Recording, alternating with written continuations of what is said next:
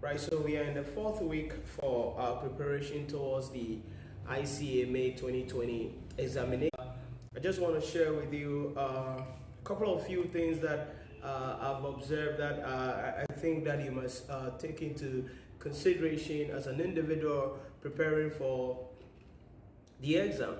Now, most importantly, I want to ask if or whether you've really started studying for the exams.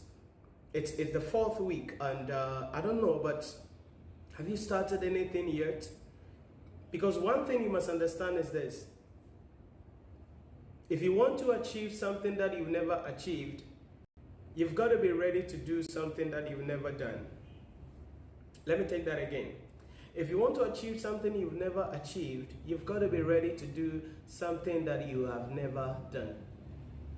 There are some of you who are planning that you're going to write the ICAG May 2020 examination, but you haven't made any effort yet to start studying. Or even if you have, it's relaxation mood. Even if you have, it's just not in yet.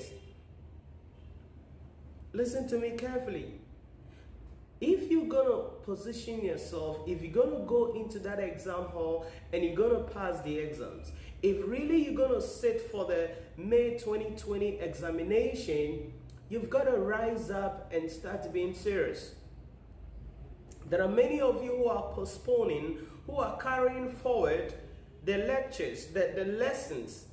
You know, you're telling yourself that, oh, I'm going to make it, oh, Charlie, I'm going to make it next week, I'm going to make it, and you keep procrastinating, you keep postponing, you keep pushing it forward, you keep carrying it forward, but what you're doing is rather setting yourself up for failure.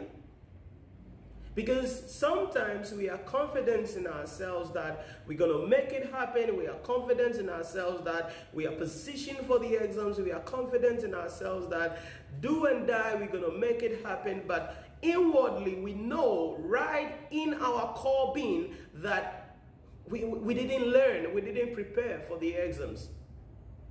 It's the fourth week in the ICAG May 2020 examination, the fourth week. What has been your preparation so far? What have you covered so far? What have you studied so far? Because it's a daily dose, okay? It's a daily dose. A bodybuilder doesn't just get up and say, oh, you want to build a body like John Cena or Dwayne Johnson, The Rock, or Jason Statham, or whoever you want to be. You've got to do it over a long period of time. Somebody doesn't just get up and 1 week, go to the gym 1 week and become masculine. Go to the gym 1 week and begin to lift 100 pounds of weight. It doesn't happen like that. It is a gradual process. It is what you go through over a long period of time that position you in order for you to pass the exams. And the way the muscle is, that is the same way our brain also works. The brain is a muscle. And as a muscle, you develop that muscle to maturity over a long period of time.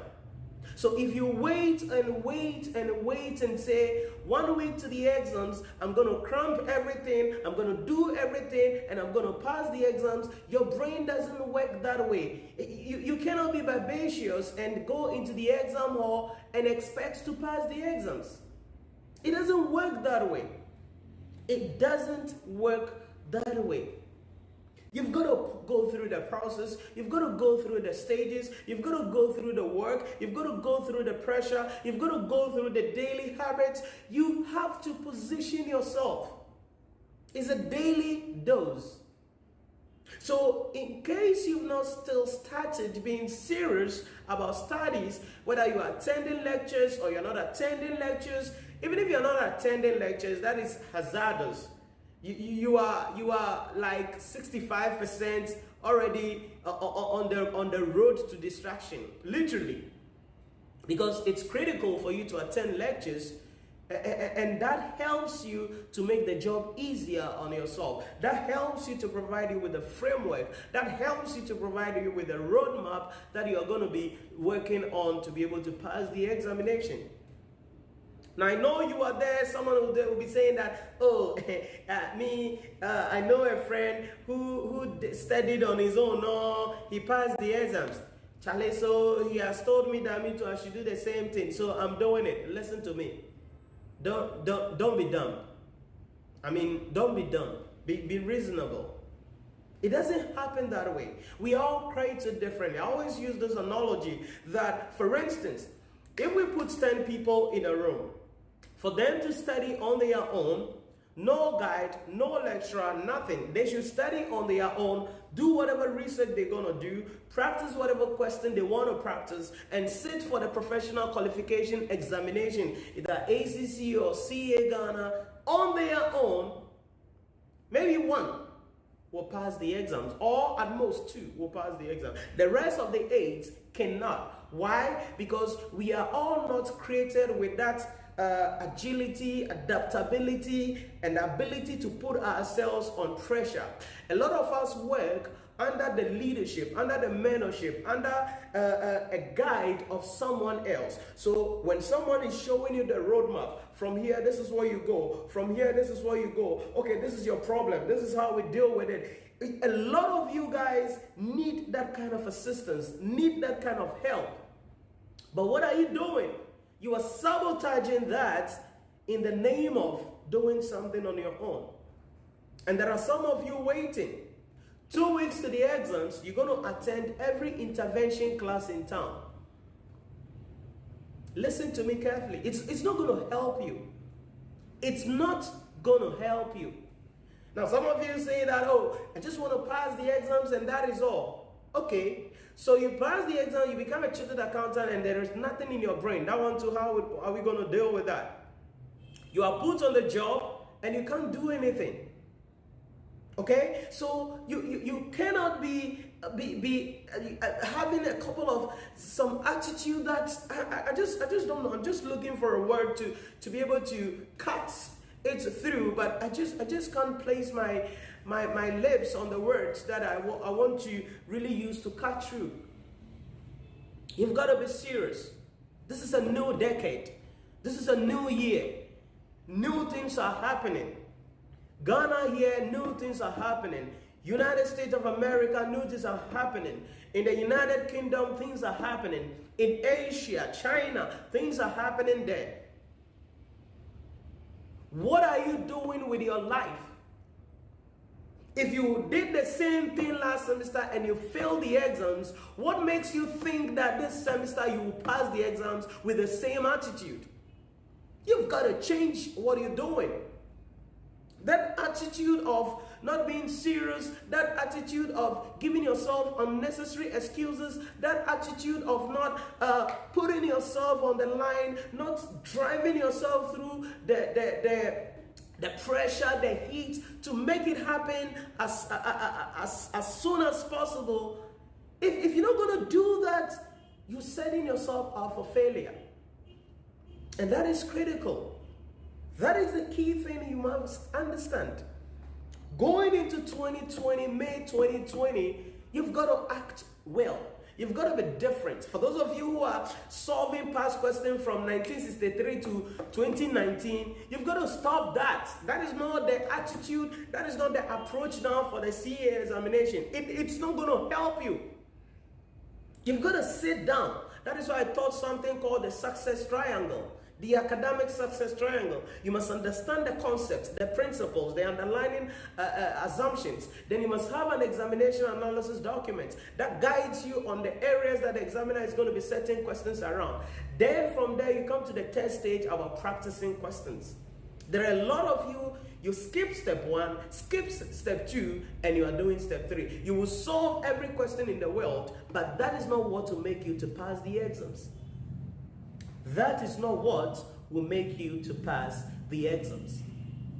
So if you're going into 2020, I don't care who you are, I don't care where you are, I don't care what you do, but as far as you're going into 2020, you've got to sit up and do something better. It's not cheap. I've told you to read the Chief Examiner's report. Read the report for yourself and find out The general performance of students. Find out whether you passed or you didn't pass. Just read the reports. Find out the errors that people are making, that the chief examiner. Find out about the recommendation of the chief examiner. This will guide you going forward in relation to your preparation. That's it. That's it. So if you're going to sit down 2 weeks to exams, 3 weeks to exams, then you start being serious, and every intervention class, hey, Kwame is doing intervention class, you are there. Akosia is doing intervention class, you are there. Mamiya is doing intervention class, you are there. Nanajwa is doing intervention class, you are there. Ama is doing intervention class, you are there. You attend every intervention class and your mind, I mean, how do you even feel? When you have information from various sources within a short period of time to process it, how do you even feel? How do you feel? You feel pressured, you feel tired, you feel stressed, your mind cannot process well, and that's what you want. And on top of that, results come and you fail on top of that. It's not going to help you. Listen, it's not going to help you. If you're going to go into 2020 May examination and you're going to position yourself to pass the examination, there is only one thing you've got to do, is to study. Is to study. No matter how busy you are, arrange some time. You see, sometimes you give yourself a lot of excuses that doesn't add up. Somebody say, oh, Nhyira my wife. Oh, Nhyira my husband. Oh, Nhyira my children. Oh, Nhyira my this. Oh, Nhyira my job. Oh, Nhyira my that. I want you to sit down closely. Sit down, relax. I want you to look closely and make an audit. Okay? Make an audit from Monday to Sunday. Just make an audit, a very thorough audit of how you spend each day.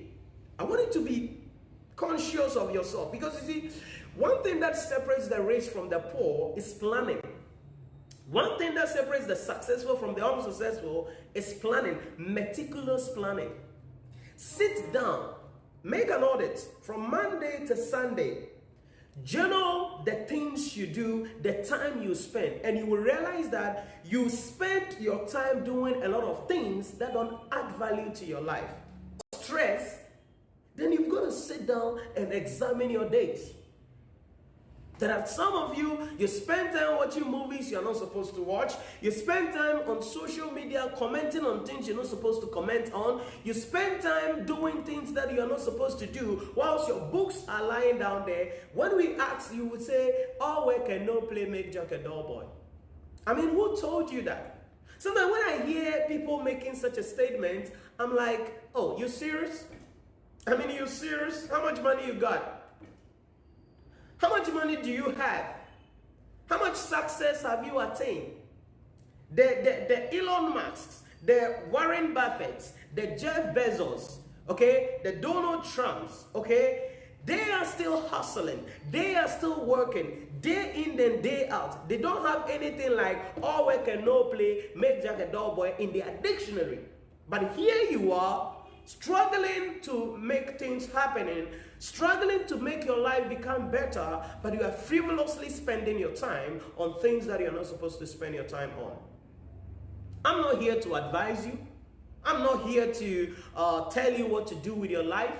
I'm just here to let you know that the reason why you are where you are and you're not moving forward, and the reason why it's taking you long than you were supposed to have taken to take your life to the next level and achieve your goals and become independent independent for yourself, is because of your attitude. Simple.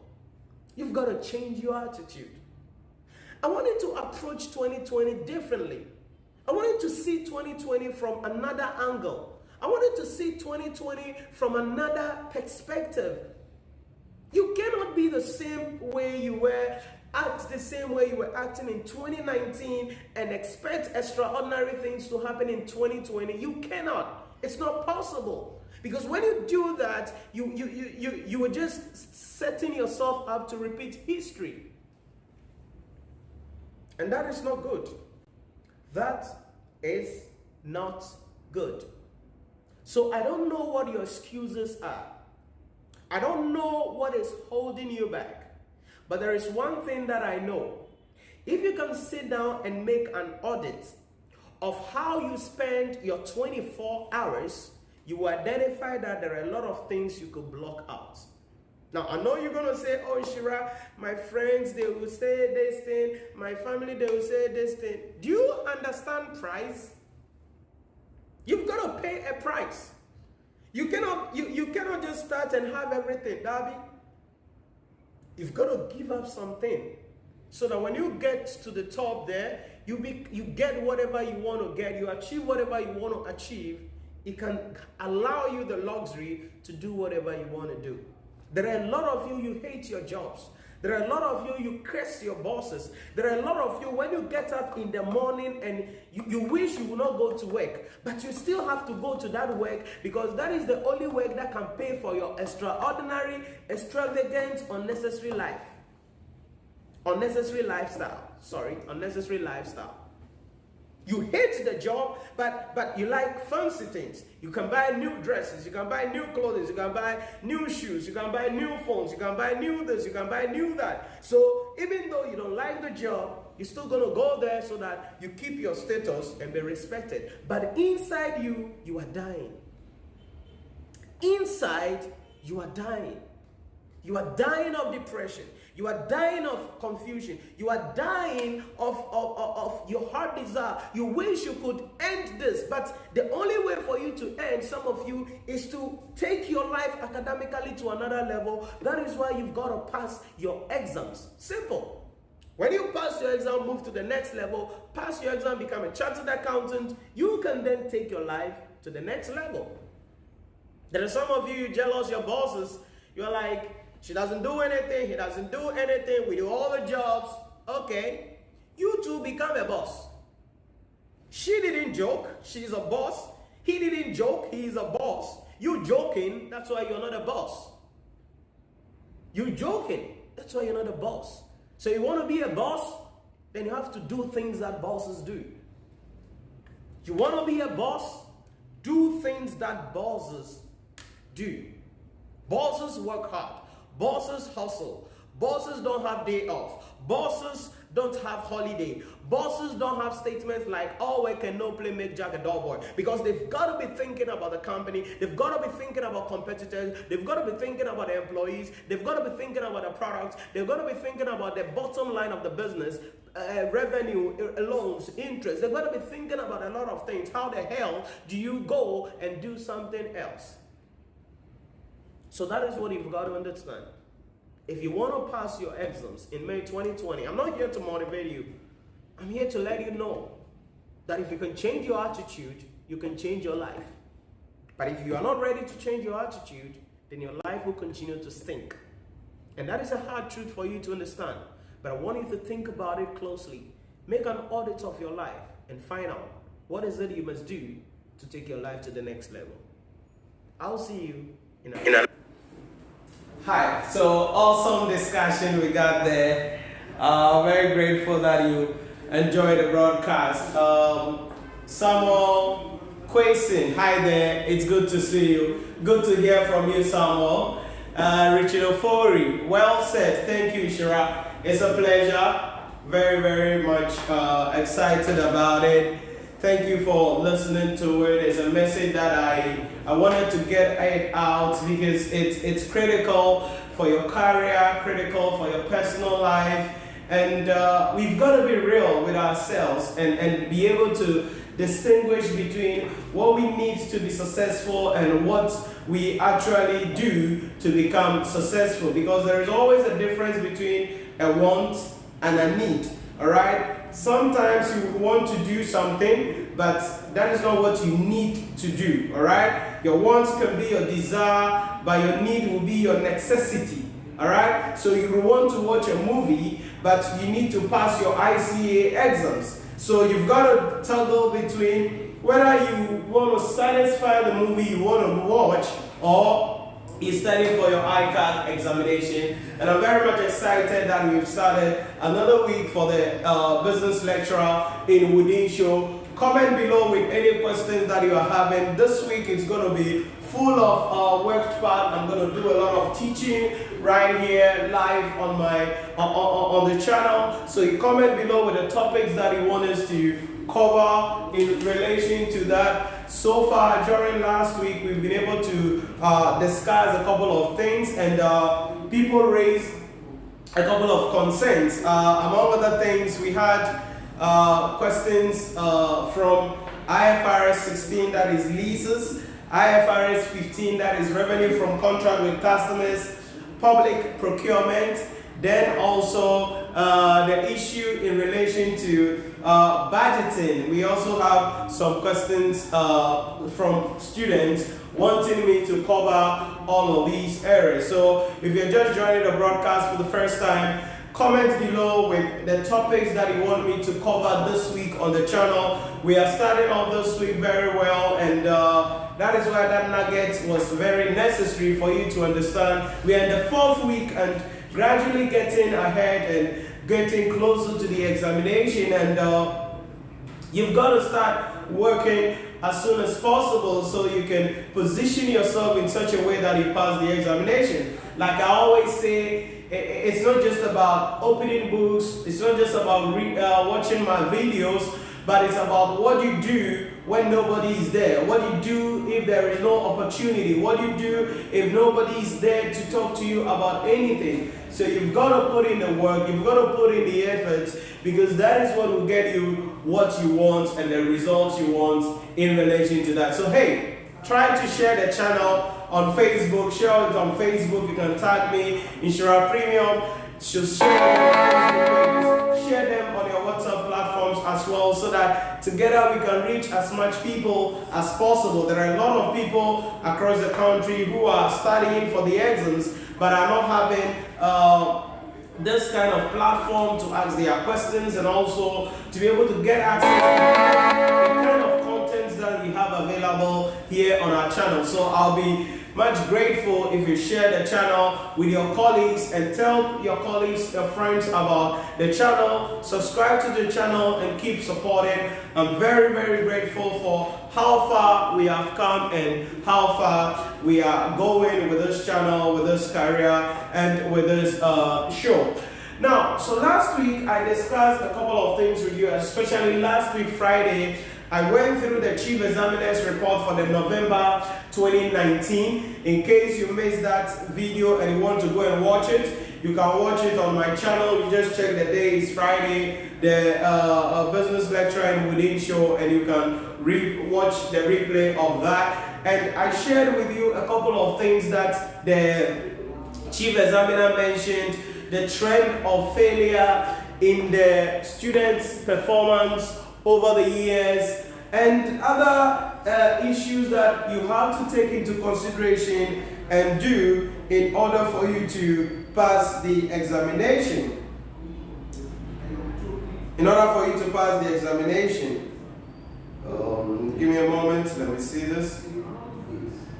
So I discussed that with you and shared with you that it's critical for you to take into consideration all of those things, the guidance from the Chief Examiner's report, so that you can plan out what you must do in order to decide how you can position yourself for the May 2020 examination. I'm just opening to my slide here in that case. Okay. Okay, so today what I want to discuss, in addition to what you listened to already, is to share a couple of other nuggets with you. And God willing, tomorrow we are going to be starting with the topics that I have listed here: IFRS 16, IFRS 15, public procurement, budgeting.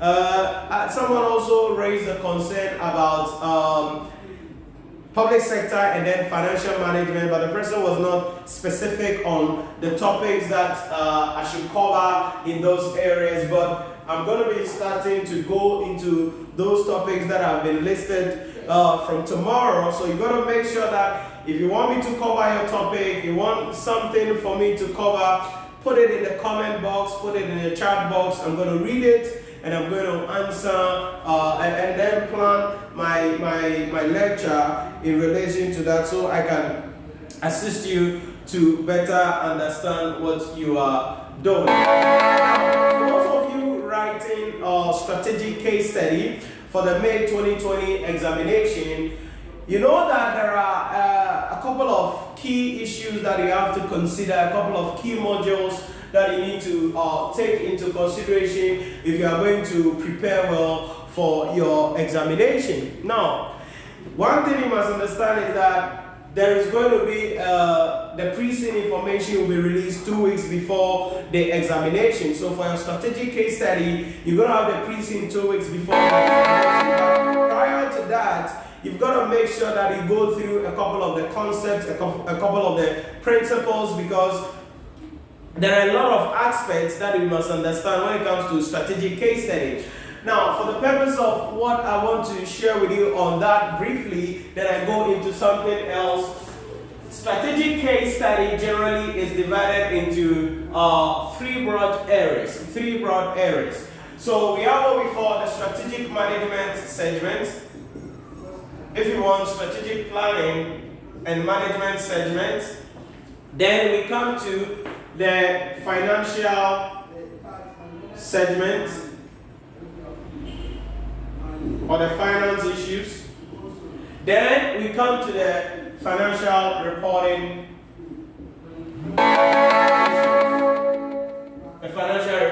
issues.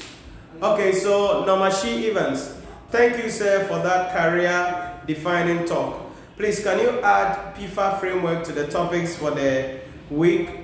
Okay, Evans, let me grab my pen and see. That is public expenditure framework, I guess, something like that. I forgot the full meaning. Public expenditure framework for accountability. That is in PSA. I've added it to my buckets of topics.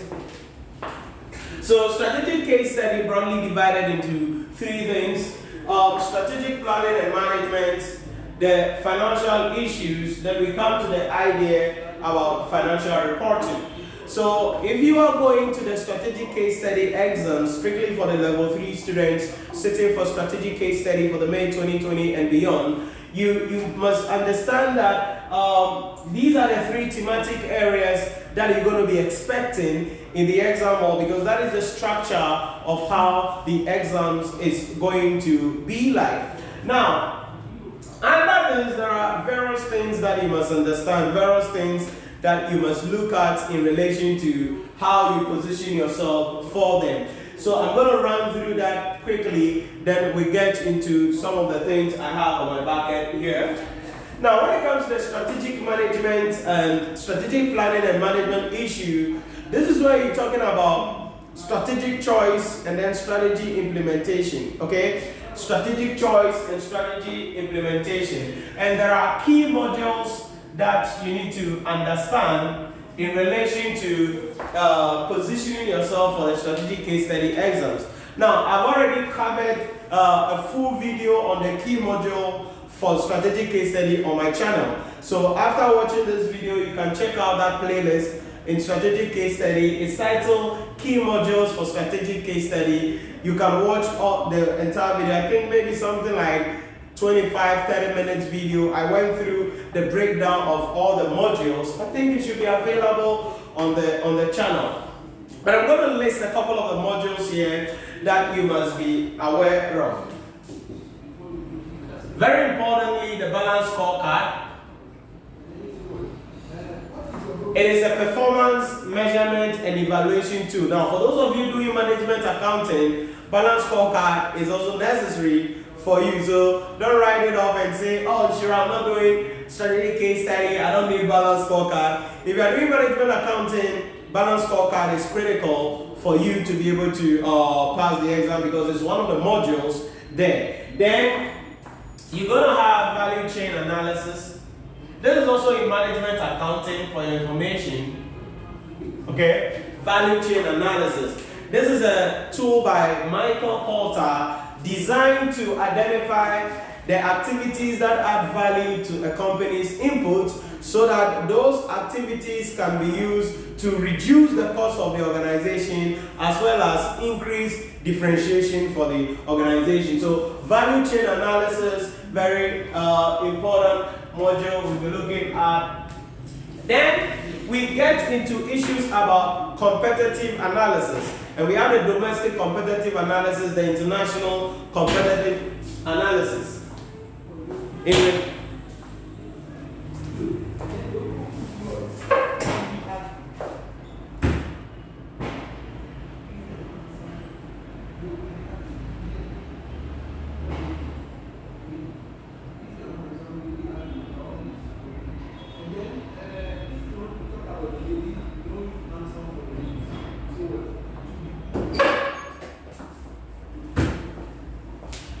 Yeah, so local, domestic competitive analysis, the international competitive analysis. So Porter's 5 forces.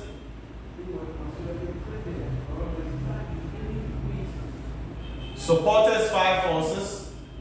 Very important module where you assess the 5 factors that affect the competitive advantage of an organization. So we have the bargaining power of customers, bargaining power of suppliers, all of those things coming in here.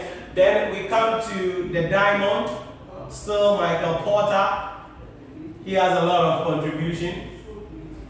Now the Porter's diamond is for international competitive analysis. That is why a company in Ghana cannot match up on the global market with another company in the UK even though they are all in the same industry.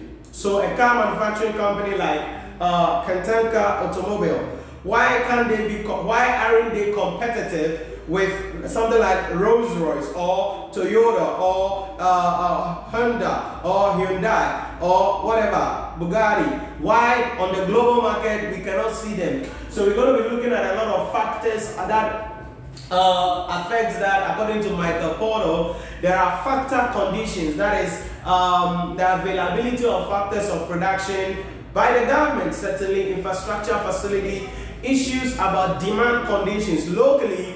What are the demand conditions? Are people demanding for a quality car, or they are demanding for just a car they can wave and it will be okay for them? So what kind of demand do we have available there in relation to that? Then the firm's own strategy, structure, and the rivalry in the existing market. Then availability of supporting businesses. So for instance, if we are talking about Kantanka Automobile, there has to be some supporting businesses. He cannot do the tire, he cannot do the seat, he cannot do the windscreen, he cannot do everything. There should be some other companies available who are producing those inputs so that they can assist him to be able to do that. There are some companies that must deal with the IT aspect, the robotics aspect, all of those things, but those things are also not available. So under the Porter's diamond, you are looking at what factors make one country have a competitive advantage on the international market over another country in a specific industry. So that is going to be critical in your understanding of the key modules for your strategic case study examination. Now, aside these 4 modules, one of the key issues we must understand is that companies exist in an environment, okay? Companies exist in an environment. Now, what do we mean by that when we say companies exist in an environment? It means that companies influence the environment, and the environment also influence the company. Now, there are certain factors that are in the environment that influences the organization, and the organization should be able to access those factors. So the way the entity will be able to assess those factors and design strategies in order to gain competitive advantage is to be able to use the PESTEL framework. Okay? So the PESTEL framework.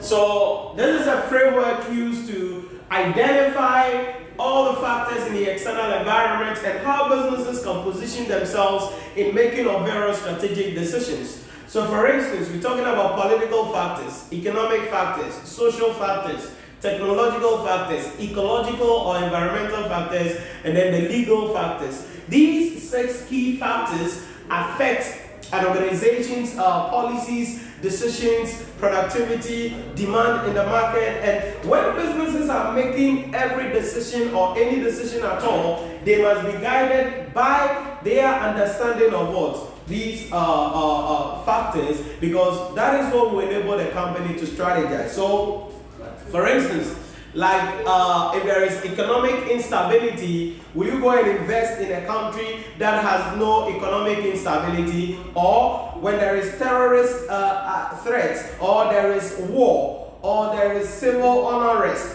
will you invest in such a country? No, you will not. So those are some issues about political factors. Then we come to the economic factors. What is the rate of employment? What is the economic growth? What is the standard of living of the people? What is interest rate? What is the exchange rate? The way the Ghana city is misbehaving right now, it is part of the economic factors. And thank God they've put together a whole committee to look into something that we already know what is causing it. But let's see what they bring up in relation to their findings for the reasons for the depreciation of the currency continuously, even though they've said they have arrested it, but it's still depreciating. So these are economic factors. So as businesses, especially if we are operating on a global market, then it's very important for us to understand these economic factors. The exchange rate, very, very important. If it is going up, how do we hedge ourselves against it? So our understanding of these factors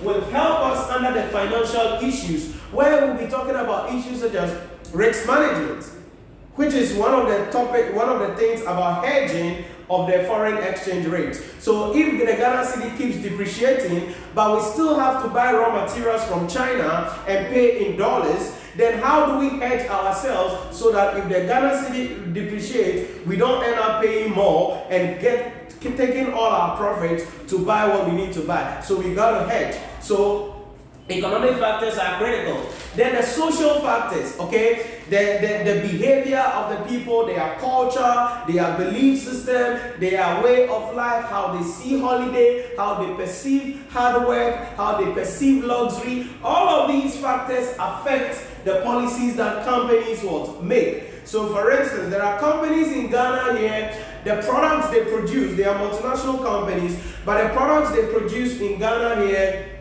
tastes and the packaging, the taste and everything is different from that same product in China, that same product in India, that same product in the UK, that same product in the US. Why? Because it depends on what? The society, it depends on the belief of people, it depends on their norm, their level of literacy, their level of understanding of what is quality. All right, there are some products that are being sold in Ghana here that it can't sell anywhere else, but it's being sold in Ghana here because the societal norm, we hardly demand for quality stuffs, we hardly demand for cutting edge things to be done because we take everything on the silver platter because we think that, yeah, that is the best. No, because if you go to the international market, you realize that your best is nowhere near anything. So as businesses, we must understand the environment we are in, especially if we are a multinational company. Then we must understand you cannot have the same policies, the same approach in Ghana and have the same and go and implement the same thing in India or in Russia or in the United Kingdom, because the social factors are different. The level of education is different. The demand habit is different. So as businesses, we must understand what? The social factors. Then another key issue is technology. Technology is driving everything that a lot of businesses are doing now. So as organizations, we must understand the changes in what? Technology. Because now there are a lot of devices that can do a lot of things. You can automate a lot of the things that you are doing. you don't have to personally do certain things, even with your smartphone. So as businesses, we must understand technology, and definitely the environmental issues. Now, environmental issues here works well for organizations who are really affecting the environment, like the industrial area, manufacturing companies, mining companies, oil exploration companies. We must understand our impact of operations on the environment. So one of the things that is critical now in the reporting of organizations is what is referred to as sustainability reporting or sustainability reports. Now, the sustainability report is a report that tells the users of the financial statement about how the entity obtained resources from the environment and how it sustained the environment for future generations. We got to look at that. Then the last thing is the legal factors. Okay, what are the laws? What are the regulations? What are the acts? Okay, what is the legal system in Ghana? How long does it take a court issue to be taken? So all of that, we've got to understand it as an organization, right? So that is it about the PESTEL framework. Another key module you must understand as a strategic case study student. Then the next thing you must also note about in relation to the framework is the Porter's generic. This is a strategic choice module or strategic planning module. Now, the Porter's generic tells organizations the kind of strategies they need to implement in order to gain competitive advantage, and we will go through some of these things there later on. Then we have the ANSOF metrics. We have the directional policy metrics. This is where a company produces the ANSOF metrics has to do with product development into new markets that is also gaining competitive advantage. But directional policy metrics by Shell International Chemical Limited, that one is for identifying products that are really working well and finding out how we can help each other product. So let's say, for instance, a company produces 4 products, okay? So the company will use the directional policy metrics to identify which of the product is a cash cow, that is, that product is generating a lot of money. Which of the product is a problem child, that is, that product is not really generating any money, but rather taking our money in, and other couple of strategies there that we need to understand. So yes, the directional policy metrics is also another key module that we need to understand there.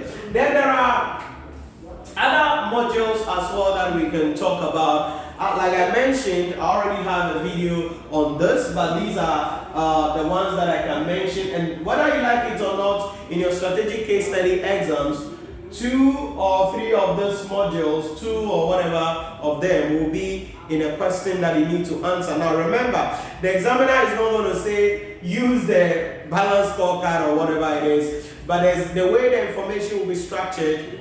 When the examiner asks you to assess the performance of the organization, you will know that because of the way the case is structured, I need to use the balance scorecard. Or when the examiner asks you to assess the factors that are affecting the organization, you will know that I need to use the PESTEL framework, and after that, make a decision for the company in relation to that. So, first aspect, strategy strategy planning and management. Another module there is the McKinsey 7S module. McKinsey 7S module. Now that module is for strategy implementation. That is, if we have finished, we have this chosen a strategy. If we want to implement a strategy, there are 7 factors that we have to take into consideration or consider before we implement those factors, and that is the McKinsey 7S module. That is also one of the key modules that you need to understand in order for you to prepare for the strategic case study. Then you come to the financial perspective. This is where your issues about financing comes in. So the advanced financial management that you did not like, some of the things are going to be appearing here under the financial perspective. So you must understand issues about investment appraisal. Then I was telling you about risk management, how the company can hedge itself against negative movements in the currency, and also how the company can hedge itself against negative movements in the interest rate. These are all economic factors. So if the company identifies the impact of these economic factors, how can the entity now, based on that, design its strategies, design its policies in order for it to gain competitive advantage? So that is part of what? The financing issues here in relation to that. Then working capital management, it's critical. Every business needs working capital in order for it to operate smoothly. So in relation to helping businesses to operate smoothly like that, working capital management is a core issue here. How they can manage their inventory, especially if they're a manufacturing company or maybe a retail company, how they manage their inventory is critical, is crucial. Managing of trade receivables. Again, if there's a manufacturing company and they do a lot of sales on credit, if it's a retail shop or a mall, it's highly likely that they may not have as much trade receivables as possible. But whatever company it is, it may have some number of trade receivables or debtors. So how do we manage that? Then the issue about trade payables. You know, trade payables is a source of revenue to the company. That's also one of the things here. Sources of revenue and cost of capital. We must factor them all in relation to that. Then also the issue in relation to cash management. How the entity can manage its cash so that it is not having surplus cash or it is not having deficit cash. So that balance in which where everything is going to be sort of equilibrium so that we will have the cash that we need in order for us to prepare well for any decision for the business. So working capital management, a critical aspect here. So investment appraisal, working capital management, it's here. You've got to learn it. Then also the issue in relation to sources of finance. I've mentioned that. Sources of finance, I've mentioned that, and the cost of capital, you must understand them. Then the issue about dividend policies. That's also something critical that you must understand in relation to that. So these are some of the things about the financial issues or financial aspect of strategic case study. So it's something that you must understand about the financial aspect of strategic case study. Then you come to the financial reporting segment. The financial reporting. Now this is where we're talking about, like, it goes back to the balance scorecard financial perspective. So you're looking at ratios analysis, okay, assessing company's performance from financial perspective. So these are some of the things that you must understand for your strategic case study. Now, please, don't think that because the pre-scene will come 2 weeks before the exams, you will wait.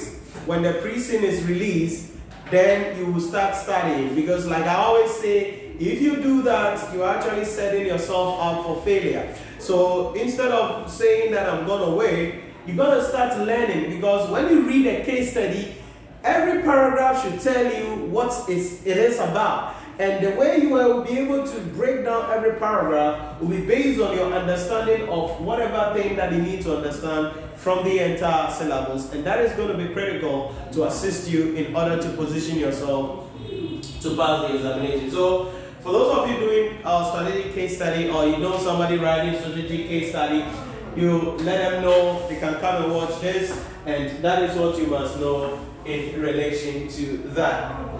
Then the last thing is taxation. Taxation. Now you know that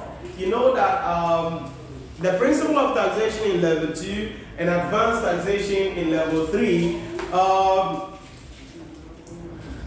is designed in such a way that, especially the level 2, very, very simple things there that you must understand.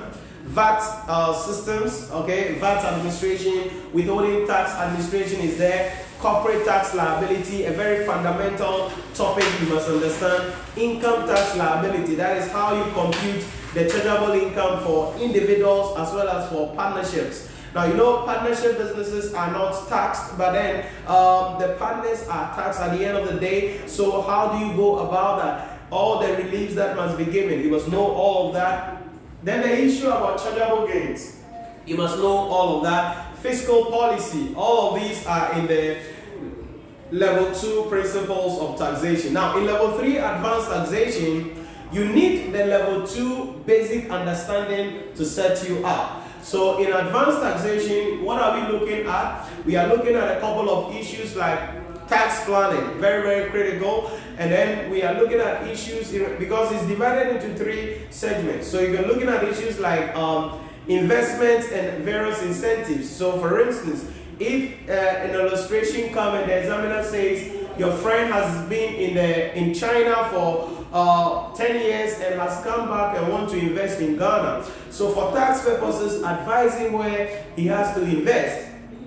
Definitely you must give an advice, because there are location incentives, there are sectorial incentives, there are age incentives, and then the organizational type incentive. So there are various incentives that you must be able to understand, and these are all requirements in the syllabus that you must understand if you are going to be going into the advanced taxation exam. So you must understand those various requirements about it. So sectorial, there are sectors you invest in, there are tax holidays you have, there are locations you invest in, and then there are various benefits you have. There are other products that you need to produce. Even we have product incentives, manufacturing, export, producing for export, or free zone enclave. All of these things are various incentives that you must understand as a business leader. Then also the issues about mining, oil exploration, that is natural resources. You must understand how the taxation of these also work in relation to that. Then you come to some ethics of taxation, very important. You must look at double taxation and other international issues, anti-avoidance or approaches to tax management. All of these things are critical in the syllabus, and the examiner is going to be putting you on the spot there. The concept of theme capitalization is critical there, how to distinguish between allowable and non-allowable expenditure, financial gain and financial losses or expenses. All of these things are something you must understand. What can I say?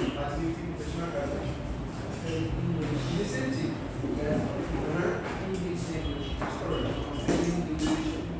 So all of these are things that you must understand in relation to that. Now, this is my new book on advanced taxation. So it's my new book. I released it just barely a month ago in December 2019, and we now have copies here in Ghana. You can buy it on Amazon if you're watching outside Ghana and you can handle the shipment and other stuff. You can buy it on Amazon, Nhyira Premium Advanced Taxation, and you'll get it. But if you're in Ghana here, you're writing the CA exams and you're looking for a tax book, this is a book that I know will assist you. We actually merged the level 2 taxation with the level 3. The focus was on level 3, but there are a lot of things in level 2 that I made mention of here. Some of the things I discussed in this book about on advanced taxation include the following. Let me just go to the table of contents so I tell you.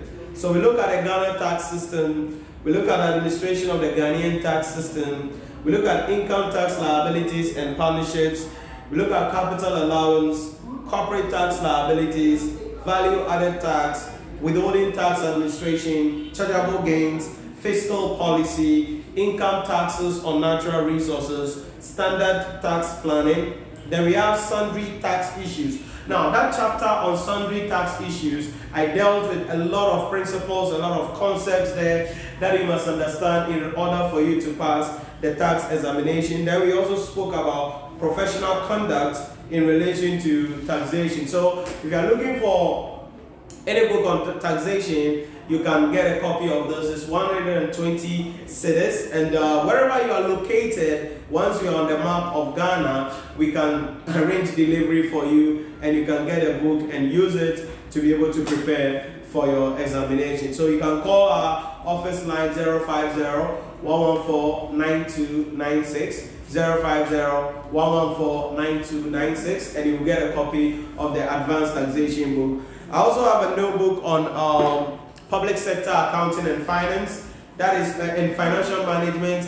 That is also 100 CDs. Currently don't have copies here to show to you, but you can watch other videos of mine where I was showing the books, and that is also available for you to get. So that's it. Basically, that is what you must understand about it.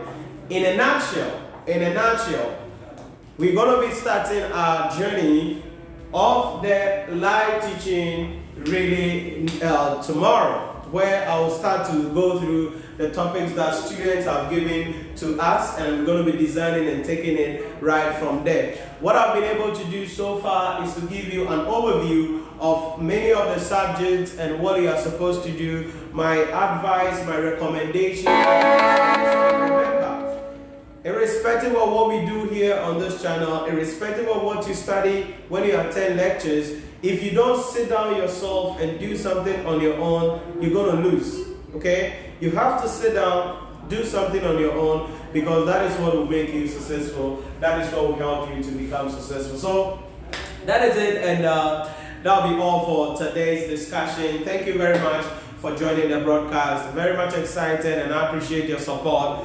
Samuel, Richard, Evans, Ike Weld.